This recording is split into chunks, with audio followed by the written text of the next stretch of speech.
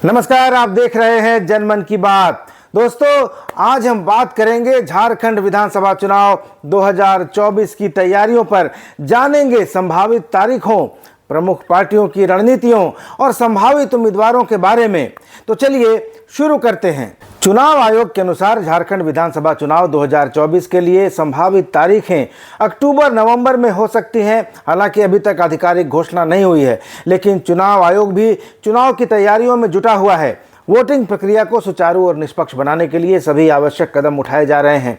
हाल ही में केंद्रीय चुनाव आयोग की टीम भी रांची आई थी और मतदाता सूची के पुनरीक्षण को लेकर बैठक की। इधर तमाम राजनीतिक दलों ने भी अपनी तैयारियां शुरू कर दी हैं। किस दल की क्या तैयारी है, क्या मुद्दे हैं, इन सब पर मैं आज इस वीडियो में चर्चा करूंगा और चर्चा की शुरुआत करूंगा सत्तारूढ़ गठबंधन से। दोस्तों, झारखंड में इंडिया गठबंधन सत्ता में है। झारखंड विधानसभा चुनाव को लेकर सीट शेयरिंग फॉर्मूले पर महागठबंधन दलों के नेता मंथन करने में जुटे हैं। झारखंड मुक्ति मोर्चा पहले ही पिछले चुनाव की अपेक्षा इस बार अधिक सीटों पर चुनाव लड़ने की इच्छा जता चुका है। झारखंड मुक्ति मोर्चा सबसे बड़ा दल भी है, 30 सीटें उसके पास हैं। 2019 के चुनाव में जेएमएम ने 43 सीटों पर चुनाव लड़ा था और 30 सीटें उसको मिली थीं। कांग्रेस ने 31 सीटों पर चुनाव लड़ा था और 16 सीटें जीती थीं। राजद यानी राष्ट्रीय जनता दल 7 सीटों पर लड़कर एक ही सीट जीत सका था। जेएमएम का स्ट्राइक रेट पिछली बार 70% के करीब रहा था, इसलिए उसकी इच्छा है कि वह इस बार ज़्यादा सीटों पर चुनाव लड़े।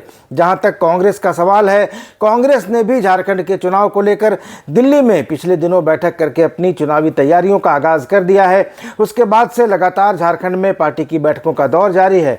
कांग्रेस फिलहाल 33 सीटों पर चुनाव की तैयारी कर रही है। इनमें 31 सीटें तो वही हैं जिन पर कांग्रेस पिछले चुनाव में लड़ी थी। इसके अलावा 2 और सीटें मांडर और पोड़ैया हाट की हैं, जहां जेवीएम से जीतने वाले बंधु तिर्की और प्रदीप यादव कांग्रेस में शामिल हो गए थे। मांडर से बंधु तिर्की की सदस्यता आय से अधिक संपत्ति मामले में चली जाने के बाद हुए उपचुनाव में उनकी बेटी शिल्पी नेहा तिर्की कांग्रेस के सिंबल पर जीत चुकी हैं। इसके अलावा मांडू की सीट भी है, जहां बीजेपी के टिकट पर जीते जयप्रकाश भाई पटेल कांग्रेस में शामिल हो गए हैं। तो कांग्रेस 34 सीटों पर अपना दावा कर सकती है। जहां तक राष्ट्रीय जनता दल की बात है, तो पिछले चुनाव में उसे 7 में से 1 सीट पर जीत मिली थी। इस बार भी आरजेडी का दावा कम से कम 7 सीटों पर रहेगा, लेकिन झारखंड मुक्ति मोर्चा इस बार माले को भी कम से कम 2 सीटें देना चाहेगा, क्योंकि माले इंडिया अलायंस के फोल्डर में आ गया है। तो हो सकता है कि कांग्रेस और आरजेडी को कुछ सीटें छोड़नी पड़े, खासकर वैसी सीटें जहां 2019 के चुनाव में उनकी हार का अंतर काफ़ी ज़्यादा रहा था।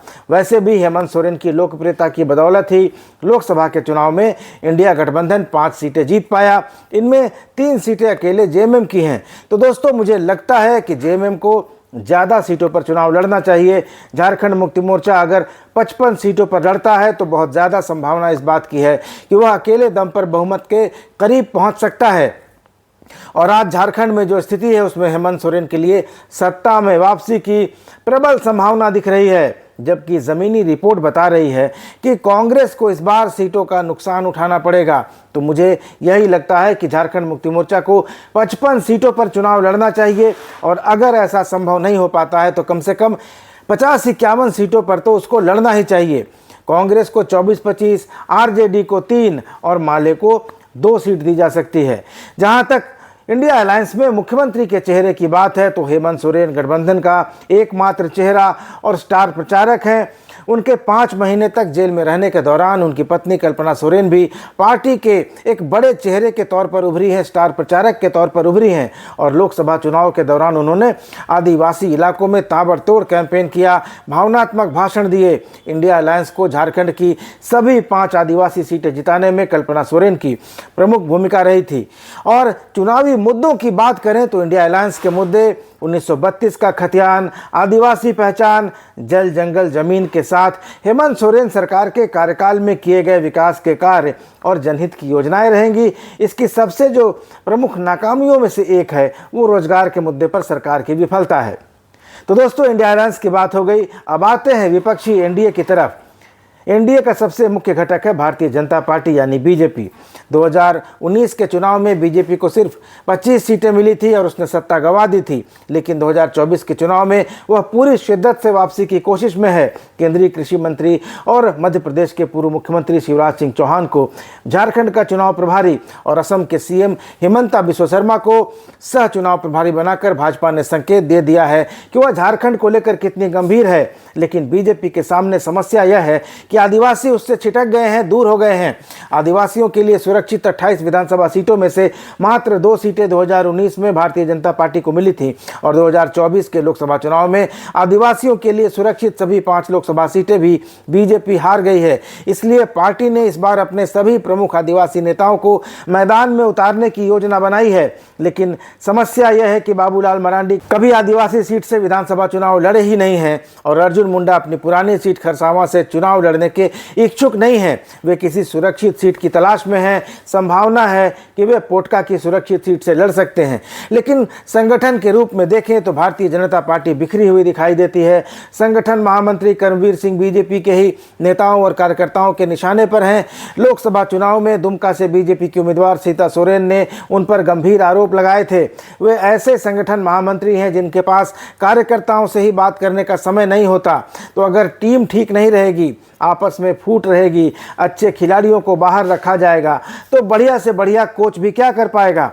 तो शिवराज सिंह चौहान और हिमंता बिस्वा शर्मा क्या करेंगे, ये भी एक देखने वाली बात होगी। झारखंड में चुनाव के पहले जो प्रारंभिक चरण के भारतीय जनता पार्टी के सर्वे सामने आ रहे हैं उनमें बीजेपी की ज़मीनी स्थिति ठीक नहीं बताई जा रही है और इसको लेकर भारतीय जनता पार्टी के रणनीतिकारों में बेचैनी है, उनके माथे पर शिकन है और वे हर संभव कोशिश कर रहे हैं कि किसी तरह से हालात को अपने पक्ष में किया जा सके। लेकिन बीजेपी की जो अंदरूनी सिरफुटौल है उसको देखते हुए ये काम इतना आसान भी नहीं लगता है। दोस्तों, जहां तक मुख्यमंत्री के चेहरे की बात है, भाजपा अगर सत्ता में आती है तो मुख्यमंत्री पद के संभावित दावेदारों में झारखंड के पहले मुख्यमंत्री रहे बाबूलाल मरांडी का नाम सबसे आगे सामने आ रहा है। इसके अलावा 3 बार मुख्यमंत्री रह चुके अर्जुन मुंडा भी एक नाम हो सकते हैं। भाजपा अगर जीत जाती है, सत्ता में आ जाती है तो कुछ और नए दावेदार भी चर्चा में आ सकते हैं।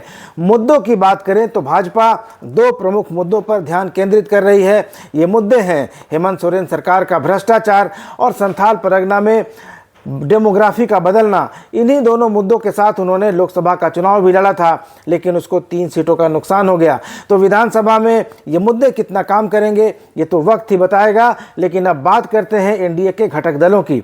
आजसू एनडीए का सबसे बड़ा घटक दल है, उसके पास अभी विधानसभा की 3 सीटें हैं। 2019 के चुनाव में बीजेपी और आजसू का अलायंस टूट गया था। हालांकि बाद में दोनों दल मिलकर विधानसभा का उपचुनाव भी लड़े। हाल ही में संपन्न हुए लोकसभा चुनाव में भी बीजेपी और आजसू का गठबंधन हुआ था, तालमेल हुआ था। आजसू को गिरिडीह की लोकसभा सीट मिली थी, उसने जीत भी दर्ज की, लेकिन मोदी की कैबिनेट में आजसू को जगह नहीं मिली। आजसू को ये बात नागवार गुजरी है और आजसू ने केंद्रीय कैबिनेट में जगह नहीं मिलने को दुर्भाग्यपूर्ण बताया है। आजसू के सांसद चंद्र प्रकाश चौधरी ने कहा कि एनडीए के घटक दलों की बैठक में सभी को उचित प्रतिनिधित्व दिए जाने की बात कही गई थी, मगर मोदी मंत्रिमंडल में आजसू पार्टी को नज़रअंदाज किया गया है। और इसी की प्रतिक्रिया में दोस्तों कुछ दिन पहले कुछ ऐसा हुआ है जो सार्वजनिक तो नहीं हुआ, लेकिन सियासी गलियारे में इसकी खूब चर्चा हो रही है। समाचार वेबसाइट लगातार.in की खबर है कि 4 जुलाई को मध्य प्रदेश के पूर्व मुख्यमंत्री और भाजपा के झारखंड के चुनाव प्रभारी शिवराज सिंह चौहान रांची में थे। वह झारखंड विधानसभा चुनाव के लिए यहां पर चर्चा करने आए थे। शिवराज सिंह चौहान का यह झारखंड में दूसरा दौरा था। आजसू के सुप्रीमो सुदेश महतो के साथ उनकी औपचारिक मुलाकात का वक्त 4 जुलाई की रात 9:30 बजे तय हुआ था। शिवराज सिंह चौहान, झारखंड भाजपा के संगठन महामंत्री कर्मवीर सिंह और प्रदेश अध्यक्ष बाबूलाल मरांडी निर्धारित समय से कुछ पहले ही सुदेश महतो के कांके रोड स्थित आवास पर पहुंच गए थे, लेकिन सुदेश महतो घर पर नहीं थे। दिन में वह दिल्ली चले गए थे। लौटने में उनको देर होने लगी। सुदेश महतो रात के करीब 9:50 के बाद यानी तय समय से 20-25 मिनट बाद अपने आवास पर पहुंचे। सूत्रों का कहना है कि भाजपा के राष्ट्रीय नेता शिवराज सिंह चौहान का 20-25 मिनट तक इंतजार करना भाजपा नेताओं को खल गया है। इंतजार के वक्त वे असहज भी होते रहे। ऊपर से यही जताया गया जैसे कोई बात नहीं है। लेकिन मामला चर्चा का विषय बन गया है। बीजेपी के किसी भी नेता ने शिवराज सिंह चौहान और सुदेश महतो की मुलाकात का न तो फोटो और न ही वीडियो अपने सोशल मीडिया अकाउंट पर डाला और न झारखंड भाजपा ने ही इस मुलाकात को लेकर कुछ भी शेयर किया अपने सोशल मीडिया पर। अलबत्ता सुदेश महतो के एक्स पर किए गए पोस्ट को बाबूलाल मरांडी ने अपने एक्स वॉल पर शेयर जरूर किया। तो इससे यह माना जा रहा है कि भाजपा के नेताओं को इंतजार करना नागवार गुजरा है। तो भाजपा और आजसू के संबंधों को लेकर और इनके बीच सीटों के बंटवारे को लेकर अभी बहुत काम होना बाकी है। दोस्तों, एनडीए का एक और घटक दल है जनता दल यूनाइटेड। नीतीश कुमार की पार्टी है। मोदी की तीसरी सरकार का नीतीश कुमार बड़ा सहारा बने हैं। झारखंड की पहली विधानसभा में जदयू के 3 विधायक थे, दूसरी विधानसभा में 5 विधायक चुनकर आए और तीसरी विधानसभा में यह संख्या 2 हो गई। लेकिन चौथी और 5वीं विधानसभा में जदयू का सुपड़ा साफ हो गया था।